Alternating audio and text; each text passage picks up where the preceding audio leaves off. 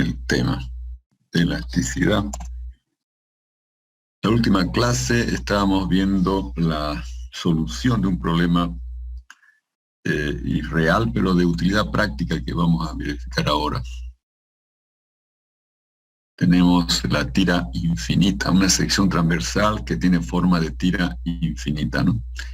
Y habíamos establecido que la solución, la formulación de Prandtl, era nuestra función de Prandtl que daba en términos del eje vertical Y, en función de el espesor t al cuadrado sobre 4 menos y al cuadrado.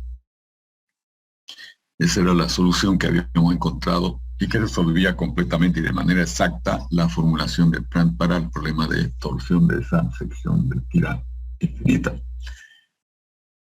Entonces, pasando luego esta función de Prandtl reducida a la función de Prandtl, multiplicándola por g', entonces llegamos a la función de Prandtl. La función de Prandtl, esta es la función de Prandtl ya normal. Colocar ahí. Función de Prandtl.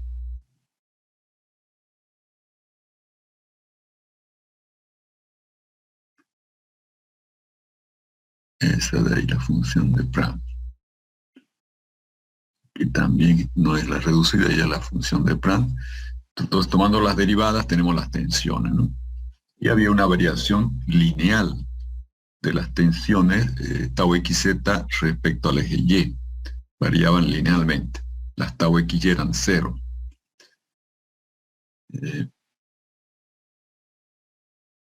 ¿Por qué? Porque la derivada respecto a z de la función es 0, ya que no aparece la coordenada z en la expresión de esta función, ¿no?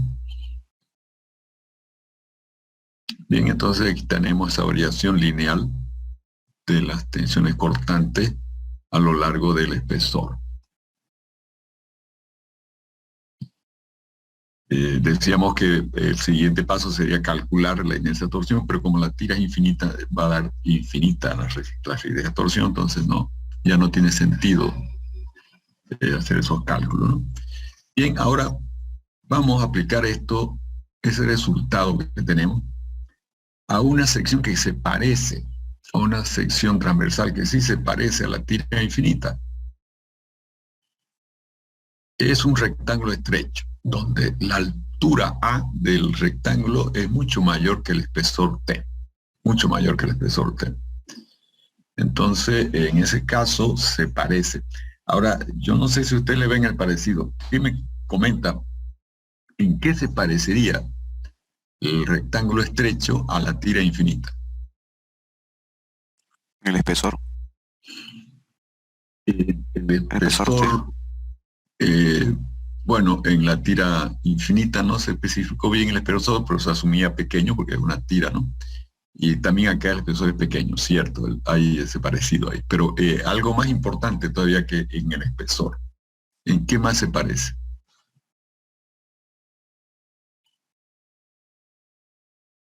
Fíjense, esta es la tira infinita y esta es la sección rectangular estrecha. ¿Cuál es el contorno de mi tira infinita? Las dos líneas paralelas a Y, ¿no? Las dos líneas laterales solamente, ¿no? ¿Dónde se anula? El otro contorno se anula. No hay contorno en la dirección del eje Y. Perdón, aquí está Z vertical, ¿no? No hay contorno en la dirección Y. No hay contorno. Y acá, ¿qué es lo que sucede? Hay contorno en la dirección Y, pero la longitud es igual al espesor, que es muy pequeño, ¿no? Entonces, si yo sumo los dos espesores, sigue siendo una magnitud muy pequeña. Entonces, en eso se parece, que el contorno de la tira infinita es casi igual al contorno de mi sección rectangular, en el sentido de que es casi cero el contorno en la dirección horizontal que está indicando acá por el eje Y. Entonces, yo puedo pensar que despreciando este contorno, que me quedo solamente con este contorno lateral como antes. Bien, como ya estoy despreciando algo que existe, aunque sea pequeño, estoy despreciando el contorno en la dirección Y. Entonces, si yo le aplico la solución que he encontrado para la tira infinita, esta de acá, si yo se la aplico a el rectángulo estrecho, ya no voy a tener una solución exacta de elasticidad para ese problema, pero sí una muy buena solución aproximada. Y eso es lo que hacemos entonces. Vamos a obtener una solución bastante aproximada, una excelente aproximación, utilizando la solución de un problema hipotético que no existe en la realidad, ¿no? Pero que lo podemos interpretar, podemos apoyarnos en él para resolver otro que sí existe. Entonces, tenemos acá nosotros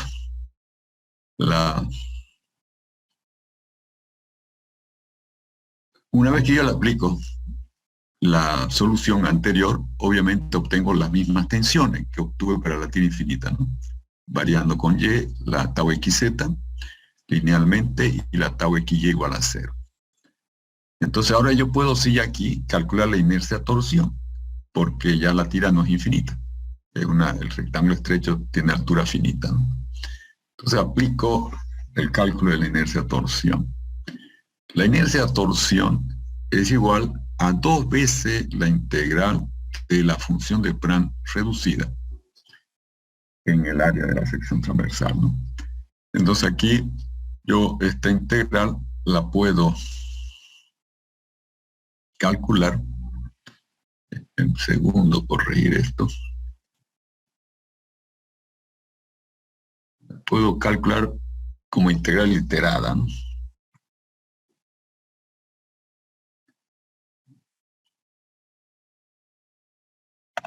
Como integral iterada acá. Fíjense.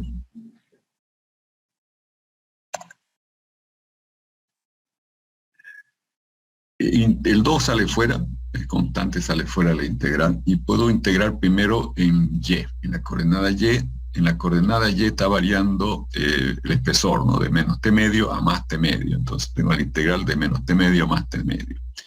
Y adentro de esa integral voy a integrar la expresión en Y, que sería t cuadrado sobre 4 menos Y al cuadrado, ¿no? Y eso lo integro en la coordenada Z. La coordenada Z, por la posición del centro de nuestro origen de referencia, que está en el centro geométrico de la sección transversal, entonces la coordenada Y va a variar la coordenada Z, perdón, va a variar desde menos a medio hasta más a medio, porque el centro acá donde Z vale 0 está en el centro del rectángulo. Entonces tenemos esos límites para las coordenadas Z en la integración, desde menos a medio hasta más a medio, de t cuadrado sobre 4 menos y cuadrado. Bien, integrando la parte en Y, fíjense cuando integro esto en Z primero, cuando integro en Z, esta es la integral de adentro, cuando integro en Z, no hay en toda la expresión la coordenada Z. Entonces todo este paréntesis que tiene la expresión t cuadrado sobre 4 menos y cuadrado sale fuera de la integral y solo integro de Z. Integrando de Z quedaría Z, que varía entre t medio negativo y t medio positivo, ¿no? Entonces t medio menos t medio va a dar simplemente t. Entonces la integral en Z queda simplemente t. Simplemente t. ¿Dónde está eso? Z, perdón. No, pues en Z queda A, perdón. Z queda A, pues estamos desde menos. Déjeme ver. No, estamos, sí, en Z estamos variando con A, ¿no? Desde menos a medio hasta más a medio. Entonces va a ser A medio menos a medio, queda A medio más a medio, que es A. Eso es. Queda A. Entonces aquí quedó esa A, ¿no? Que es constante y la puedo sacar fuera. Ahora integro en Y. Ahora tengo t cuadrado sobre 4 por Y menos y al cubo sobre 3. Está bien. T al cubo sobre 3 por 4, 12. Porque cambió esto, déjenme ver un momento. Estaba t cuadrado sobre 4, que es la expresión de la función. Ya le cambiamos el signo, ¿sí, no?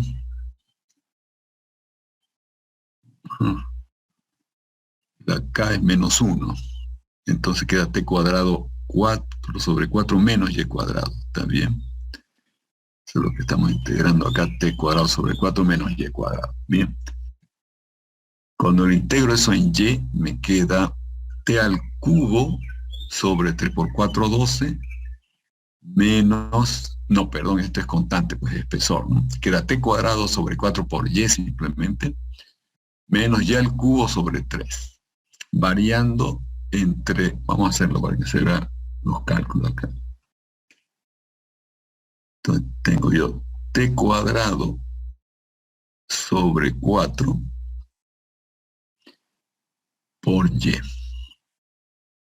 menos y al cubo sobre 3, y variando entre menos a medio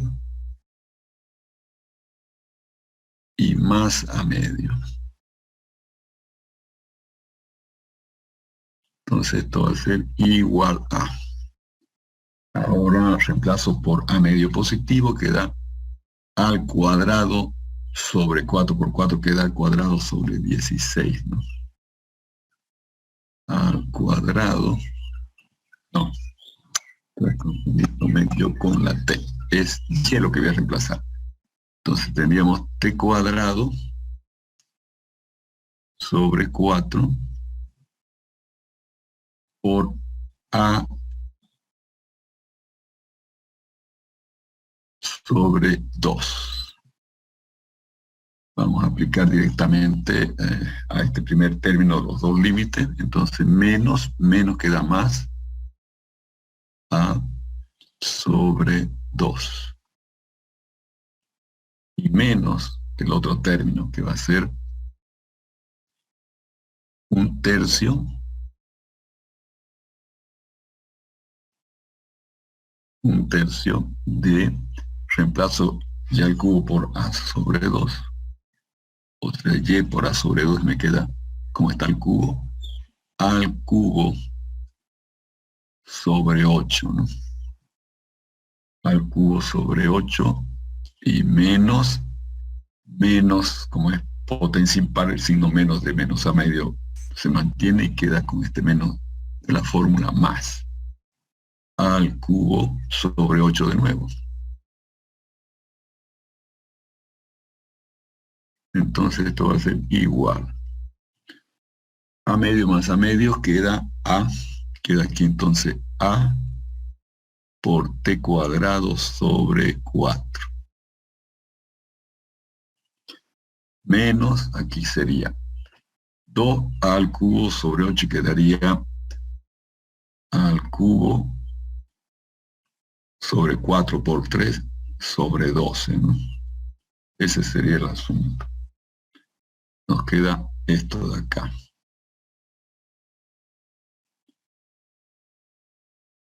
Entonces veamos.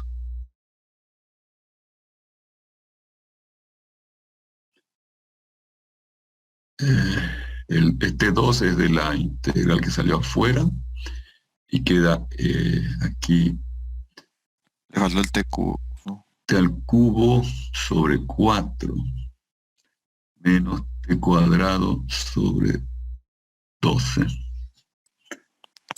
Es que aquí ya. Voy a corregir esto. Yo integré t, esto lo integré. No, ¿qué fue lo que hice? No tiene sentido esto. No, sí sale eso. Esto de acá, te Ya, alcanzo ya, a cortar. sí, ya lo hice ya eso. Y sale. Porque yo estoy integrando esto de acá, ¿no? Déjenme ver, lo chequeamos acá.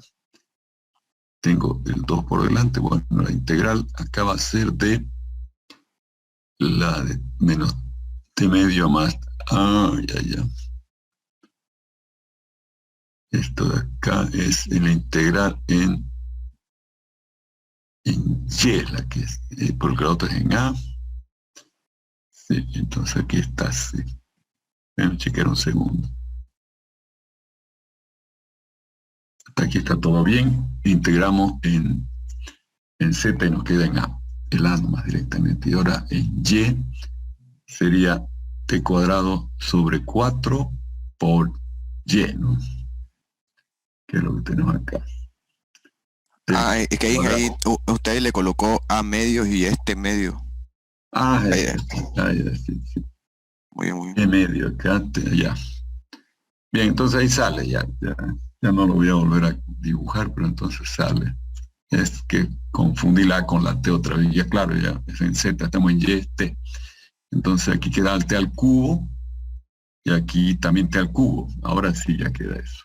T al cubo sobre 4, T al cubo sobre 2. Eso sí, correcto. Ese fue mi detalle de confusión ahí con confundir la T con la A. Bien, un segundo. Vamos a borrar esto.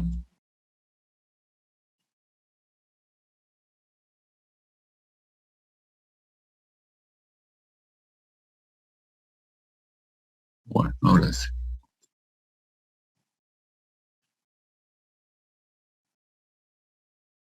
Entonces al final la inercia queda A por T al cubo sobre 3. A la altura del rectángulo estrecho por el espesor al cubo sobre 3. Una fórmula muy simple para la inercia torsión, ¿no? Muy simple. Y la que se ocupa, seguramente ustedes cuando han visto la parte de torsión en perfiles, ya sea metálico o con estructuras de madera, donde también se trabaja con secciones de pared delgada, aparece este A por T al cubo sobre 3, por rectángulo estrecho, ¿no? Donde hay la altura y T el espesor. Y vamos a ver qué más se puede hacer acá también. Ahora, imaginemos que en vez de pensar en un rectángulo estrecho, imaginemos que lo curvamos al rectángulo e incluso le permitimos una variación del espesor, pero manteniéndose pequeño. De modo que nuestra sección se torna de esta manera. Tiene ya una altura variable, pero variando poco porque el espesor debe mantenerse pequeño, ¿no? Y aquí si yo cambié a la H, ya aquí hay un cambio, después le voy a corregir, ya debí mantener T nomás, ¿no? Aquí rebauticé el espesor como H y queda en función de la coordenada S de la línea media. Aquí S en el centro de la línea, tomamos S igual 0 y hacia adelante acá va variando positivo S, ¿no? Bien, entonces H varía con S, pero no mucho porque tienen que mantenerse pequeños, ¿no? Y entonces le aplicamos la solución de Plan anterior. Entonces la solución de Plan interpretada con estas nuevas coordenadas curvilíneas, fíjense que ya las coordenadas varían de punto a punto, porque no es un eje recto, sino un eje curvo. Entonces la normal va a ir variando de punto a punto y la tangente también, la S, ¿no? Entonces va a ser la variación con la coordenada perpendicular al eje, que es N. Entonces N cuadrado menos el espesor al cuadrado sobre 4. H al cuadrado de S sobre 4. Entonces, para calcular la inercia torsión, volvemos a aplicar la expresión anterior, dos veces la función de Plan reducida.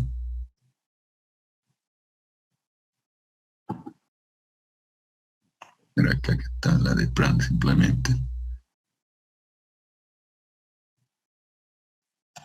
Dos veces la función, que es función de n, ¿no? Tiene que estar escrita como función de n por el área en las coordenadas n y s, que es dn de s, ¿no? Entonces acá va a quedar la integral a través de la curva de la línea media, que llamamos C, por la integral en n, que es entre menos.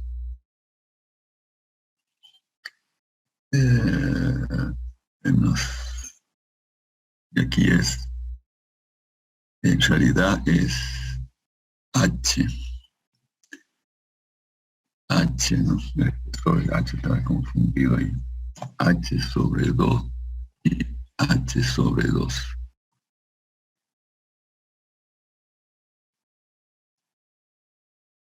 De n cuadrado estamos integrando en n, ¿no? Y entonces nos va a quedar n al cubo sobre 3, y aquí h cuadrado por n sobre 4. Al reemplazar n en los límites de menos h medio y más h medio, nos queda h al cubo sobre 12 menos h al cubo sobre 4. Por lo tanto, al final nos queda esto reducido a 1/3 h al cubo, que queda dentro de la integral, no puede salir porque está variando con s. Entonces nos queda 1/3 de la integral a través de la curva c de la línea media de h al cubo de s por ds. Entonces esa es la inercia torsión. Conociendo la función h de s, es solo elevarla al cubo y la integramos y obtenemos la inercia torsión multiplicando esa integral por 1/3, ¿no? Bien, ahora, no lo he escrito acá, pero lo vamos a aclarar. Si yo al rectángulo lo voy curvando de manera más abrupta, puedo obtener una sección transversal como esta en Z, por ejemplo, ¿no? Puedo obtener eso. Entonces allá yo puedo generalizar este resultado y suponer que está formada por 3 rectángulos. Esta sección, 3 rectángulos estrechos, ¿no? Entonces aquí tendría yo el espesor, vamos a volver a poner T1, y la longitud de la línea media, acá vamos a poner otro color, la longitud de la línea media A1, del rectángulo 1, ¿no? La longitud de la línea media en el rectángulo 2, A2. A2.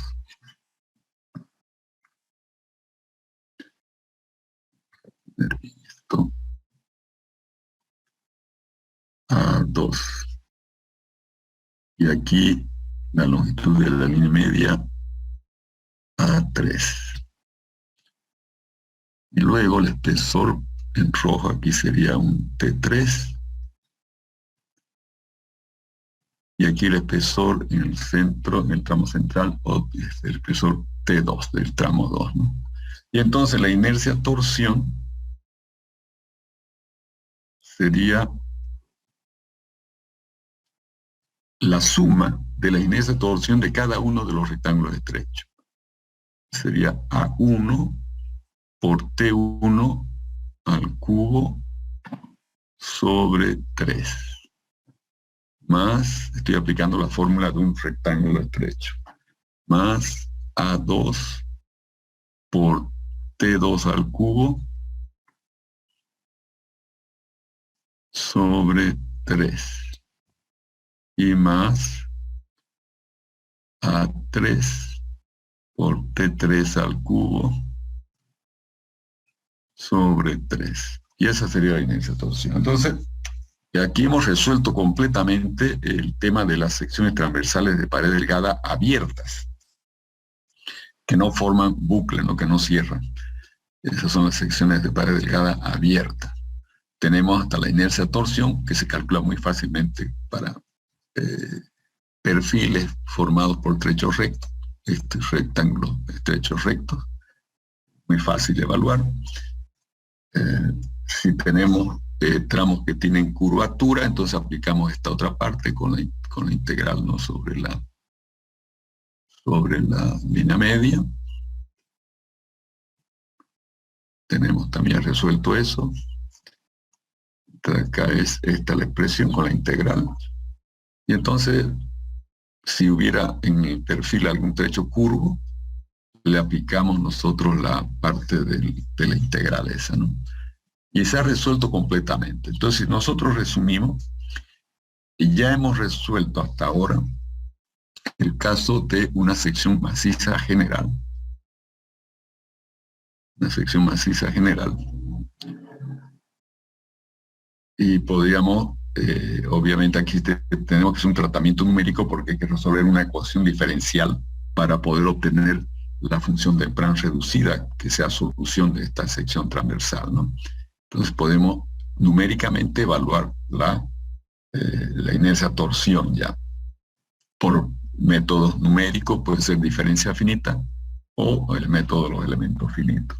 Ustedes en el trabajo van a realizar eso, a calcular la inercia torsión de una sección transversal, que no va a ser maciza, va a tener huecos. Todavía no hemos visto la parte de qué pasaría si aparecen huecos grandes en la sección transversal maciza. Ya deja de ser maciza y es una sección que se denomina múltiplemente conexa, ¿no? Si yo no tengo huecos, sería simplemente conexa la sección maciza. Y si aparecen huecos, uno o más huecos, entonces ya es múltiplemente conexa la sección. Eso lo veremos un poquito más adelante. Entonces, esto ya está resuelto. Y lo que acabamos de resolver es las estructuras de pared delgadas abiertas, que nos sirven para los perfiles, también resuelto. Y entonces ahora nos queda el caso todavía de análisis de la sección transversal maciza con hueco, que es múltiplemente conexa. Puede tener varios huecos. Entonces esta sección transversal múltiplemente conexa, ya tenemos que ver cómo esta también te tiene que resolver numéricamente, porque hay que calcular la función de Planck reducida, que es solución de esta sección transversal con los huecos, ¿no? Y luego la inercia torsión. Entonces esto también es numéricamente. Esto todavía nos falta, todavía no lo tenemos resuelto. Y otra cosa que no tenemos resuelto es qué pasa si estos huecos se agrandan. Entonces se convierte la sección en una sección de pared delgada, pero cerrada. Cerrada, que puede tener una sola celda o varias celdas. O varias celdas. Varias celdas. Aquí, por ejemplo, podríamos tener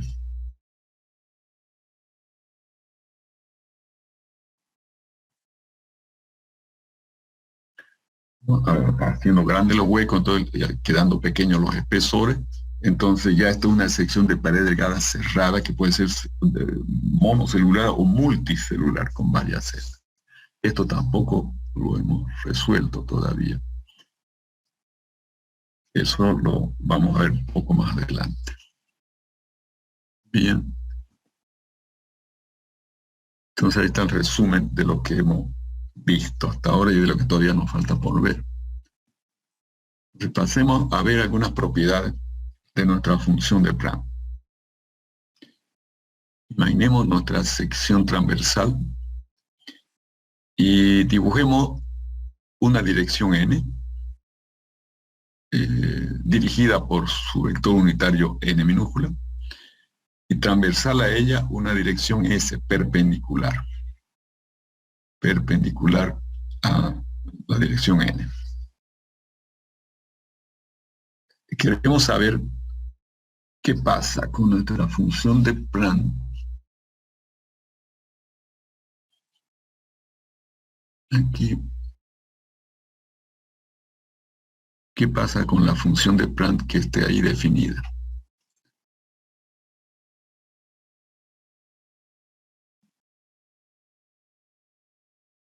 Queremos saber específicamente qué pasa cuando cambia la función de Planck avanzando en la dirección de la dirección n. O sea, queremos saber qué pasa con la derivada direccional de esta función de Planck respecto de la dirección n. ¿Cómo interpretamos esa derivada direccional? Ese es nuestro objetivo ahora. Bien.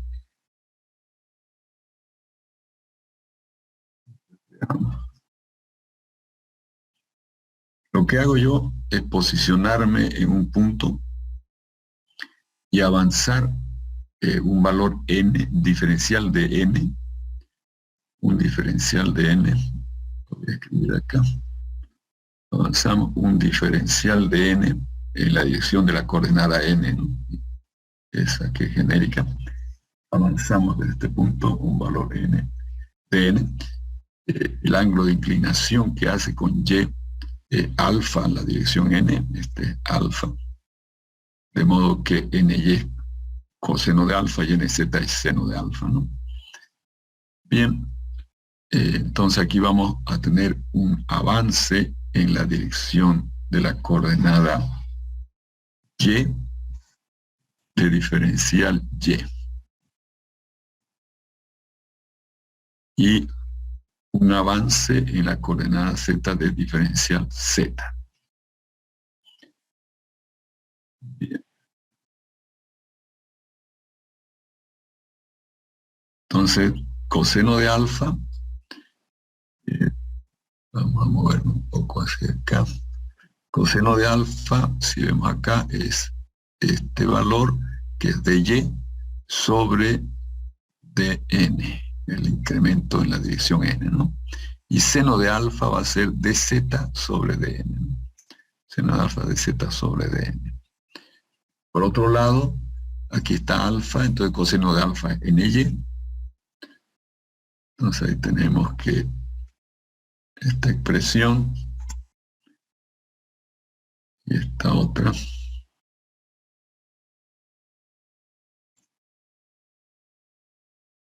Vamos a pasarla para arriba.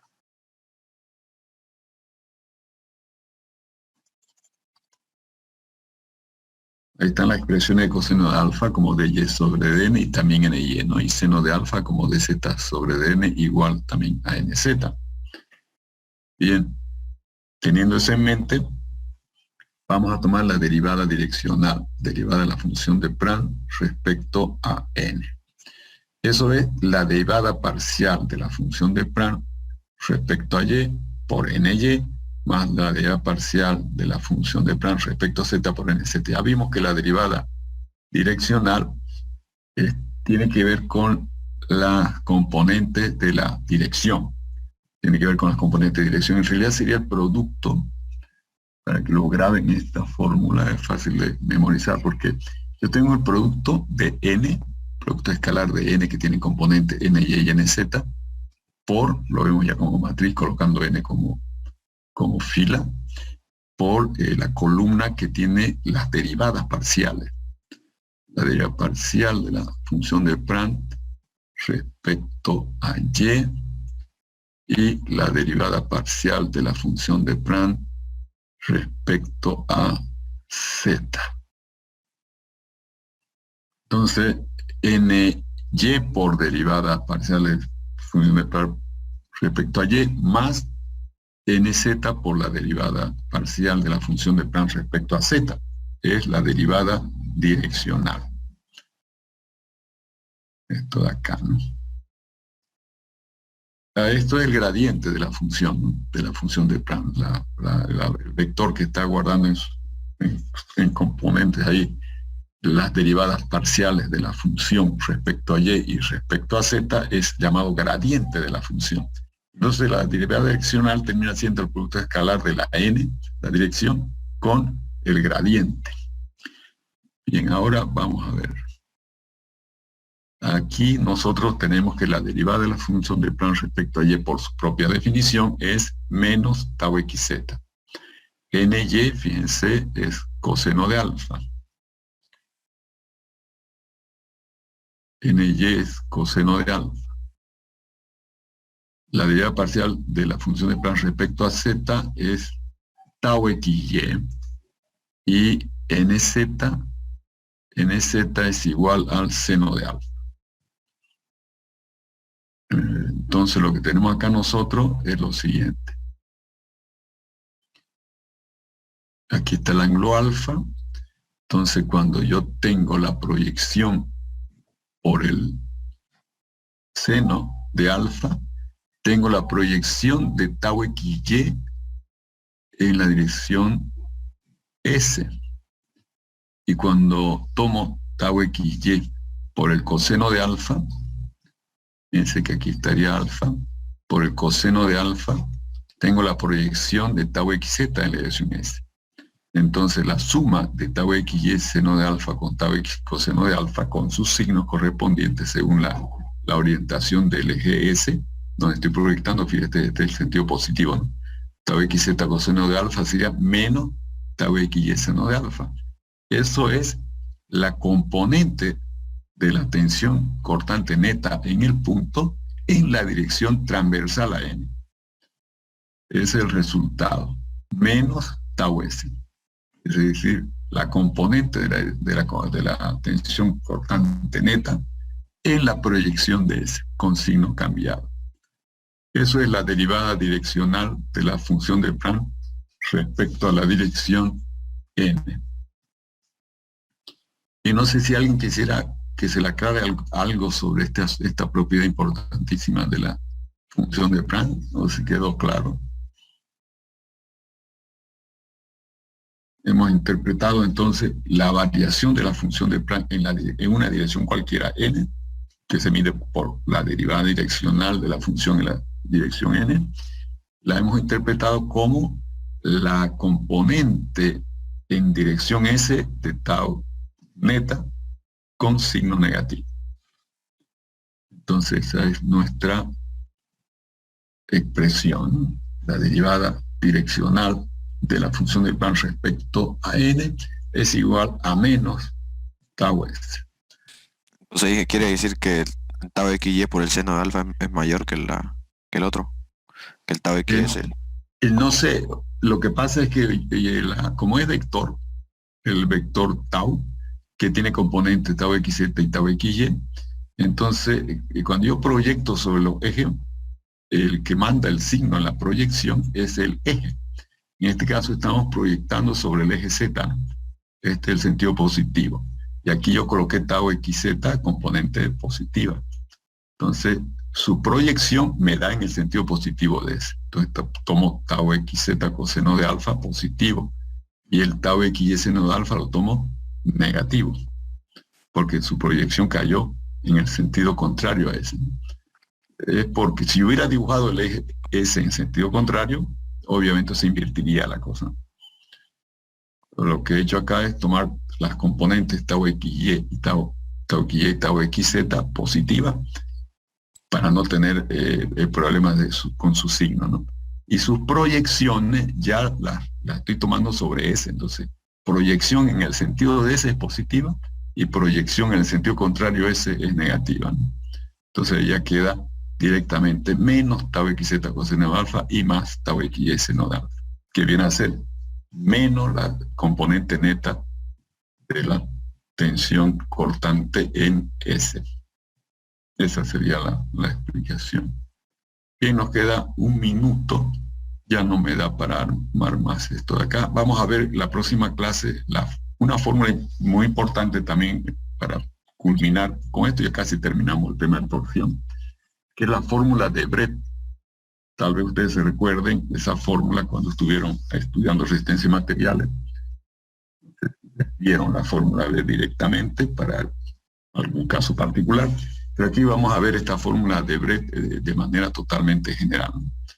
La idea de la fórmula de Brett es que yo tengo mi sección transversal, mi sistema de referencia ZY, y trazo una curva cualquiera dentro de la sección transversal, y llamo a esa curva de C1. Entonces, convengo en recorrer esta curva en el mismo sentido que el contorno externo, es decir, de Y para Z también lo recorro, ¿no? Entonces tengo la dirección tangente, que es la que está en